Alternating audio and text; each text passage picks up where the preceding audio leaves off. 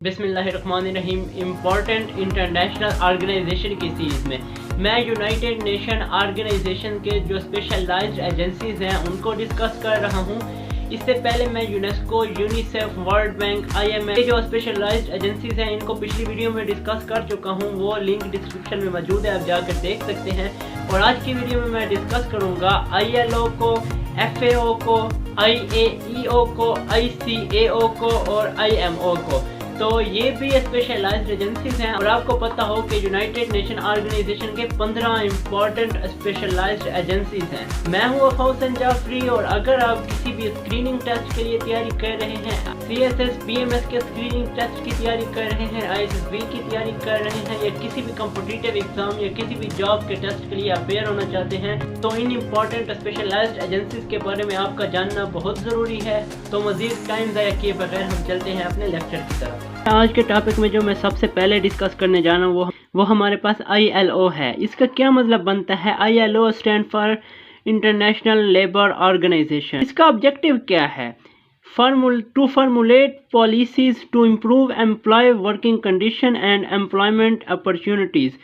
آپ نے یہ یاد نہیں کرنا کیونکہ ایسی چیزیں آپ کے اسکریننگ ٹیسٹ میں نہیں آتی، لیکن آپ کو اس آرگنائزیشن کا ایک مقصد پتہ ہونا چاہیے. جو یہ آرگنائزیشن کا بیسیکلی کام کیا ہے، تو یہ ایسے پالیسیز بناتی ہے کہ جس سے جو کمپنیز کے امپلائی ہوتے ہیں ان کے ورکنگ کنڈیشن کو بہتر بنایا جائے اور امپلائمنٹ کے اپرچونیٹیز مزید بہتر سے بہتر پیدا کیا جا سکے.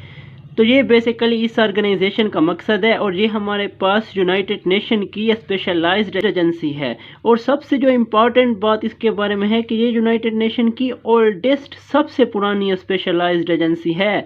جیسے آپ نے یونیسکو کا پڑھا ہے، یونیسیف کا پڑھا ہے، ورلڈ بینک کا پڑھا ہے، اسی طرح جو میں نے امپورٹنٹ ایجنسیز پچھلی ویڈیو میں ڈسکس کیے ہیں، لنک ڈسکرپشن میں موجود ہے، آپ جا کر وہ ویڈیو بھی دیکھ سکتے ہیں. اسی طرح سے یہ بھی ایک یونائٹڈ نیشن کی بہت ہی امپورٹنٹ اسپیشلائزڈ ایجنسی ہے. اس پر بھی اکثر کوسچنز دیکھنے کو ملے ہیں. یہ ہمارے پاس، میں نے ابھی بتایا، یہ ہمارے پاس اولڈسٹ ہے. تو یہ ہمارے پاس کب فارمڈ ہوئی؟ 1919 میں، یعنی 1919 میں یہ فارمڈ ہوئی.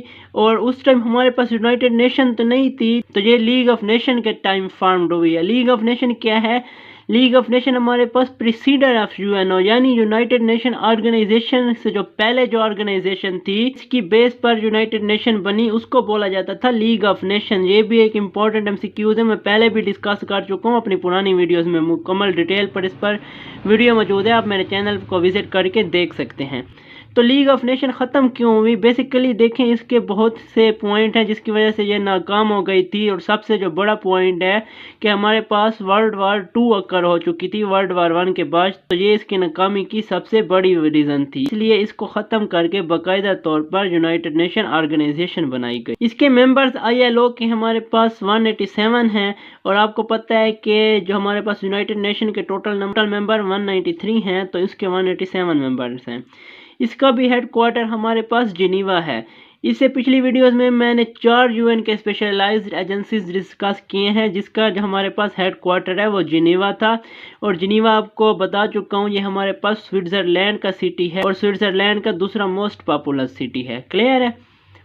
اس کے بعد میں ڈسکس کروں گا FAO کو. بہت ہی امپورٹنٹ انٹرنیشنل آرگنائزیشن ہے. اس کا مطلب ہمارے پاس بنتا ہے فوڈ اینڈ ایگریکلچر آرگنائزیشن. اس سے پہلے یونائٹڈ نیشن کی اسپیشلائزڈ ایجنسی پر جو میں نے پہلی ویڈیو بنائی ہے، میں نے IFAD کو ڈسکس کیا ہے. اس کا مطلب ہمارے پاس بنتا ہے international fund for agricultural development. تو اس کو بھی آپ جا کر دیکھ سکتے ہیں، وہ بھی اس لحاظ سے امپورٹنٹ ہے. یہ بھی ہمارے پاس یونائٹڈ نیشن کی اسپیشلائزڈ ایجنسی ہے، اور یہ کب بنی ہے؟ 16 اکتوبر 1945. کلیئر ہے یہاں تک؟ اس کے ممبر ہمارے پاس 197 ہیں. حالانکہ یونائٹڈ نیشن کے ممبر 193 ہیں، لیکن اس کے ممبر 197 ہیں کیونکہ یہ مختار ہوتی ہیں اس معاملے میں. اس کا جو ہیڈ کوارٹر ہے وہ ہمارے پاس روم ہے، اور روم ہمارے پاس جو ہے وہ اٹلی کا کیپیٹل ہے. کلیئر ہے یہاں تک؟ اس کے بعد میں آتا ہوں ہمارے پاس IAEA. IAEA स्टैंड फॉर हमारे पास बनता है इंटरनेशनल एटॉमिक एनर्जी एजेंसी। इसका ऑब्जेक्टिव हमारे पास क्या है? To promote peaceful use of nuclear energy, यानी शॉर्ट डिस्क्रिप्शन आप इसका याद रख लिया करें। ये हमारे पास 29 जुलाई 1957 में एस्टेब्लिश हुई। इसका हेडक्वार्टर हमारे पास वियना है, और वियना याद रखें ऑस्ट्रिया का कैपिटल है। ऑस्ट्रिया जो है ये एक कंट्री है, छोटा सा कंट्री है, स्विट्जरलैंड और फ्रांस के साथ ये लगता है जाकर। इसके जो मेंबर्स हैं वो हमारे पास 173 हैं। इसके बाद मैं आ जाता हूँ हमारे पास ICAO। अच्छा, मैं आपको यहाँ पर एक और बात बताता चलूँ। यूनाइटेड नेशन के 6 ऑर्गन्स हैं और 15 स्पेशलाइज्ड एजेंसीज हैं। ऑर्गन ये security council, general assembly, trusteeship council, economic social council, ये हमारे पास UNO के ऑर्गन्स हैं। और इसी तरह से जो यूनेस्को है, यूनिसेफ है, वर्ल्ड बैंक है, IMF है, ये ऑर्गन्स नहीं है, ये स्पेशलाइज्ड एजेंसीज हैं। और जो 15 हैं उन 15 में से हम उन्हीं को डिस्कस कर रहे हैं कि वो कौन कौन सी एजेंसीज हैं। तो उनमें से एक ICAO है। क्लियर है? इसका मतलब हमारे पास बनता है इंटरनेशनल सिविल एविएशन ऑर्गेनाइजेशन। इसका छोटा सा ऑब्जेक्टिव हम या इसका डिस्क्रिप्शन देख लेते हैं। To promote safety, security, efficiency and regularity of air transport. Aviation authority है ना, एविएशन से मुराद हमारे पास जो एयर ट्रांसपोर्ट है। क्लियर है? तो इसका डिस्क्रिप्शन आप समझ गए होंगे कि एयर ट्रांसपोर्ट को बेहतर बनाना, इन शॉर्ट मैं ये कह सकता हूँ। इसका हेडक्वार्टर हमारे पास मॉन्ट्रियल है। मॉन्ट्रियल हमारे पास कनाडा का एक सिटी है, और ये कनाडा के एक स्टेट का कैपिटल भी है। अब मुझे उस स्टेट का नाम याद नहीं आ रहा, वो भी मैं आपको देखकर बता दूंगा, या डिस्क्रिप्शन में मैं उसके बारे में भी आपको बता दूंगा।